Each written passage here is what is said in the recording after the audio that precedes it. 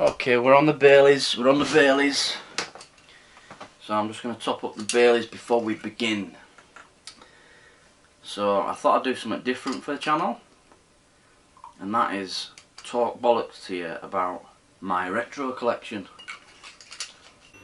Sega Mega Drive. Got one? Now you can get Mega CD. Clunk, click, take a trip on 500 megabytes. Whoa! This is taking me back to when I was just a little fart, and as I've got older I just get so nostalgic over the old stuff, because it just reminds me of being a little fart, little 8-year-old or whatever I was at the time, 12. But we're going to start with Syndicate. Syndicate by Bullfrog. What a game this is.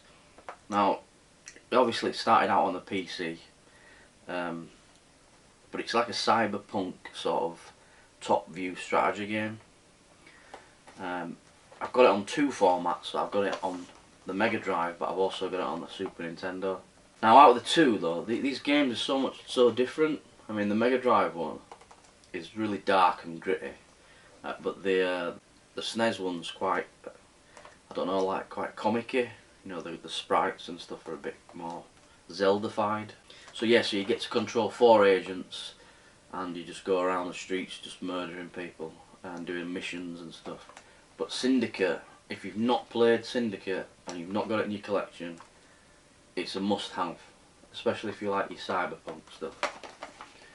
Ultimate sci-fi RPG Shadowrun. Shadowrun is it's probably my best game ever, I think, for retro. And I also got a copy on the Mega Drive as well, which is a totally different game, but both very, very good. But out of them both, the SNES is just miles in front as being probably one of the best RPGs on the Super Nintendo. But in order to play this game when I was a kid, we had to get it's American, so we had to get an adapter for the SNES, and it had to be imported so we could play it. I want it in my coffin when I die. It needs to be buried with me, and that's how geeky I am about that. Well, look, this is a classic. So this is what I mean by having rare games. That I don't know. Like this one here. Look, Techno Cop. Look, I'll just read you this because it's just hilarious. Packing and a .94 automatic designed for internal explosion of human targets. Techno Cop. It's quite a rare game, this, actually. But I remember being a young'un, and I remember just loving it as a kid, thinking how violent and mental it is. But it was, for its time, it was a little bit ahead. Just shooting people and their insides exploding and stuff. You didn't sort of see much of that until later gaming. Or I can't not talk about retro without the Streets of Rage. Streets of Rage. I've only got 1 and 2 because the reason I've not got 3 is because of this. The ridiculous price. Look how much it costs. I mean, I'm not going to fork out that much. The reason it's so expensive is because it's rare.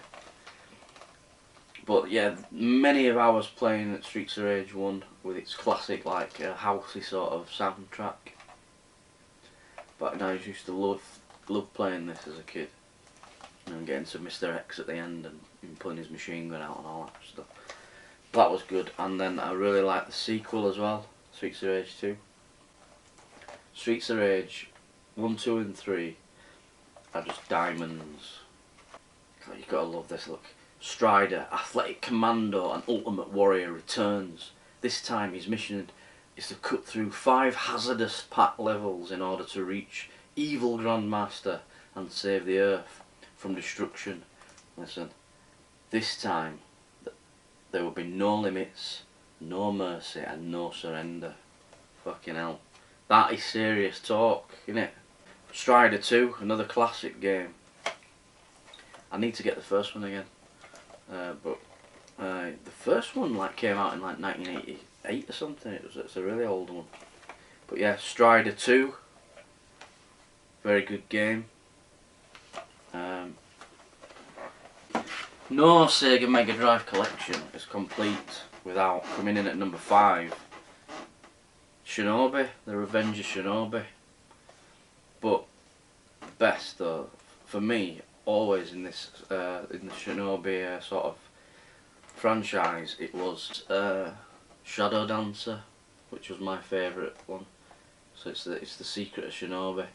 You got to laugh at some of this though. So like, if I read you the blog on the back of this one, it's funny. Look, Shinobi Joe Musashi, after defeating the Neo Z crime syndicate, took a much needed rest. Yeah, he went off. He had a bit of a break. He thought, I need a bit of rest after that, which is what took place in this one. So in this one here, you take on the Neo Z crime syndicate, and then afterwards he thought, fucking hell, yeah, I need a rest. I need a couple of days off. So he had a couple of days off, and then it says, but now he has a new cause. He says he's got revenge. He says Union Lizard. You've heard about Union Lizard, an organisation bent on world domination, made the mistake of murdering Musashi's good mate. Oh, I didn't say mate. It says good friend Kato in New York. Guide Musashi and his faithful hound through the Big Apple and help him settle the score. Why would you not want to help Musashi settle this score? But yeah, Shadow Dancer is another quite, I don't know, it's quite a rare one. It's a good one though. It's a good one. But it wouldn't exist without the all-time classic Revenge of Shinobi. You are Musashi, Master Ninja. You are one of the mystic warriors who see and know all things. Fucking knows everything, does Musashi. You are deadly.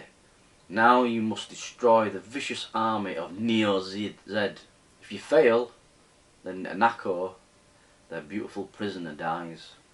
So yeah, Nako gets it. So yeah, Revenge of Shinobi.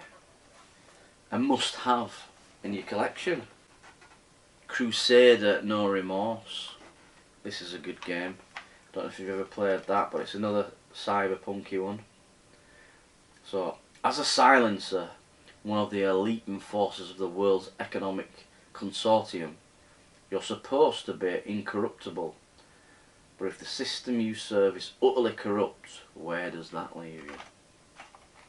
It says now your former employees better watch their backs because you're coming after them with all the firepower at your command. No pity, no mercy, no remorse. Quality game. Yeah, it's like Crusaders. That's like a top view. It's another sort of top view shooter. But it is, as it says there, non-stop action, serious attitude. Okay, let's jump in at SNES a bit. What have we got on the SNES? Here we are. Look, here's a rare game on the SNES. Robotrek. Another great RPG. Now, Robotrek never gets much of a mention, but it is an amazing RPG. And it took me ages to find that, and a friend of mine got me it. So there you are. Very, very Zelda-ly type game, but sort of a mixer, like a bit like Pokemon, Final Fantasy all rolled into one. You know, the combat system and stuff. But it's one of those classic SNES RPGs. It's another good one. RoboCop vs Terminator.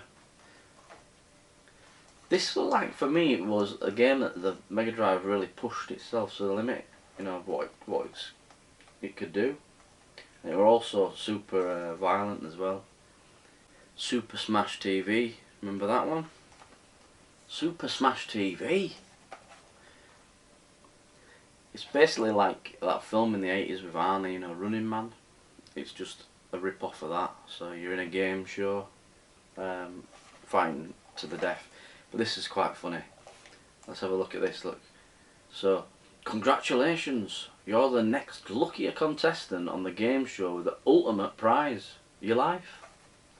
It says pick 6 futuristic weapons and defeat hordes of cyborg mutants, power orbs, assault tanks and a 30-ton mutoid man. So yeah, it used to be an arcade machine game, and then they brought it to the Mega Drive.